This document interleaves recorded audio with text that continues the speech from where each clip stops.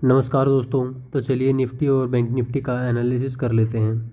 तो निफ्टी को अगर हम डेली टाइम फ्रेम में देखेंगे तो ये एक इन्वर्स हेड एंड शोल्डर जैसा कुछ बना रहा है। ये शोल्डर हो गया, ये हेड। और हो सकता है कि एक ऐसे 2-4 दिन ऐसे कैंडल बना के वो फिर ऊपर की तरफ ब्रेकआउट दे। ठीक है, तो अगर हम नीचे की तरफ देखें तो ये जो गैप है, हो सकता है निफ्टी इस गैप को फिल करने आए। अगर हम आवरली टाइम फ्रेम पर देखें तो ये देखो, ये गैप है 19,500 तक, 550 तक,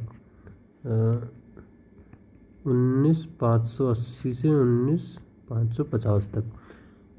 हो सकता है निफ्टी इस गैप को फिल करने आए, या हो सकता है 1-2 दिन में कहीं यहाँ गैप डाउन होकर फिर ऊपर चला जाए, या फ्लैट ओपन होकर फिर नीचे आके या ऊपर चला जाए। ये चांसेस है होने के।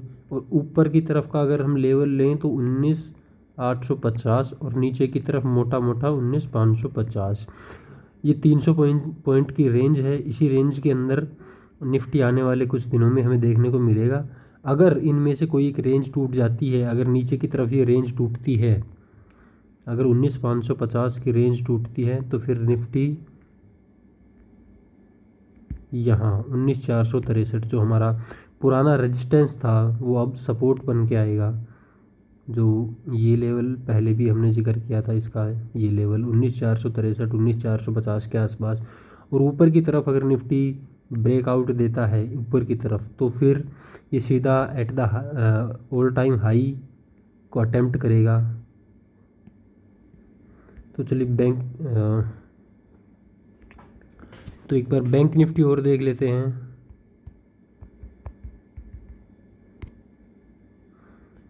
बैंक निफ्टी वीक लग रहा है निफ्टी से। पिछली वीडियो में हमने कहा था कि बैंक निफ्टी थोड़ा स्ट्रोंग लग रहा है, क्योंकि अगर हम यहाँ से और यहाँ तक की फिबोनाची ड्रॉ करते तो इसने ऑलरेडी 61%, जिसको हम गोल्डन रेशियो बोलते हैं, उसके ऊपर अच्छी खासी क्लोजिंग पहले ही दे दी थी। बट ये नीचे भी उतनी ही जल्दी आया जितनी जल्दी ऊपर गया था। बट आज जो कैंडल बनाई है वो है डोजी कैंडल का मतलब हो गया कि मार्केट यहाँ से ऊपर गया फिर नीचे आया। 2 दिन तक सेलर्स नीचे लेके आए। बट आज का मार्केट क्या था कि ना तो सेलर्स जीत पाए और ना बायर जीत पाए। तो कल डोजी का मतलब ये नहीं होता कि भाई अगर ऊपर जा रहा है डोजी बन गई तो मार्केट रिवर्स हो जाएगा, या नीचे आ रहा है डोजी बन गई तो मार्केट ऊपर की तरफ जाएगा। नहीं, डोजी का जो अगला दिन होता है, डोजी के अगले दिन की क्लोजिंग बहुत इंपॉर्टेंट रहती है। ठीक है, ऊपर जाके मार्केट नीचे आके डोजी बनाई, इसका मतलब है कि कोई मार्केट में डायरेक्शन है नहीं, ना बायर जीत रहे हैं ना सेलर जीत रहे हैं। तो उससे अगले दिन पता लगेगा। अगर निफ्टी कल एक ग्रीन कैंडल बना देता है, ठीक है, जैसे निफ्टी एक ऐसी ग्रीन कैंडल बना देता है, तो हम मानेंगे कि बायर जीत गए, फिर ऊपर की तरफ का रास्ता पकड़ेगा। अगर निफ्टी कल एक रेड कैंडल बना देता है ऐसे, ठीक है, तो हम फिर मानेंगे कि नीचे की तरफ बैंक निफ्टी चलेगी। तो जो डोजी होती है, डोजी के हाई और लो के नीचे या ऊपर क्लोजिंग देना बहुत इंपॉर्टेंट होता है। तो कल अगर मार्केट 43,725 के ऊपर क्लोजिंग देता है तो फिर हम देखेंगे कि बैंक निफ्टी आने वाले टाइम में 44,800 तक आराम से जाएगी। अगर ये 43,450 के नीचे क्लोजिंग देता है तो हो सकता है हमें 42,200 या 500 की रेंज फिर से दिखे। ठीक है, तो ये हो गया निफ्टी और बैंक निफ्टी। रिलायंस और देख लेते हैं, क्योंकि जहाँ रिलायंस और HDFC बैंक जाएंगे मोटा मोटी मार्केट उन्हीं को फॉलो करेगी। रिलायंस ने देखो ये एक इन्वर्टेड हेड एंड शोल्डर जैसा कुछ बनाने की कोशिश करी, ब्रेकआउट भी दिया है उसके ऊपर 1 2 3 4 लगातार 4 दिन सस्टेन भी की है।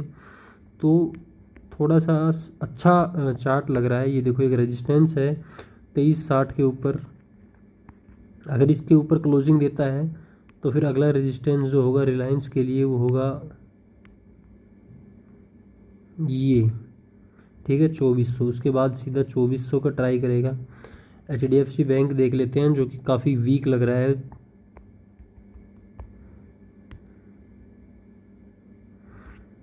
ये देखो,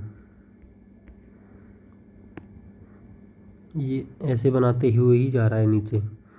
तो इसको ऊपर आने के लिए अगर HDFC बैंक को, तो ये जोन जो 15,500 जो ये पहले का ही जो सपोर्ट था और जो रेजिस्टेंस बन चुका है, ये देखो ये जोन, ये इम्पोर्टेंट है। अगर इसको, ये जोन ये बड़ी इम्पोर्टेंट है। अगर इसको बुलिश फेज़ में जाना है, तो अगर ऊपर की तरफ जाना है तो ये थोड़ा थोड़ा एक चैनल सा भी बना रहा है।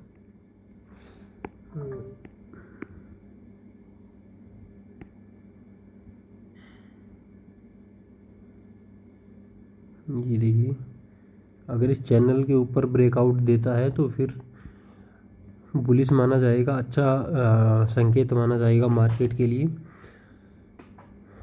तो आई होप आपको कुछ वीडियो में इन्फॉर्मेटिव लगा होगा, कुछ नया सीखने को मिला होगा। अगर और ऐसी वीडियो चाहिए तो कमेंट सेक्शन में ज़रूर लिखिए, और अगर किसी चीज़ के बारे में आपको जानना हो, टेक्निकल एनालिसिस के बारे में, तो ज़रूर कमेंट सेक्शन में लिखिए। तब तक गुड नाइट, बाय।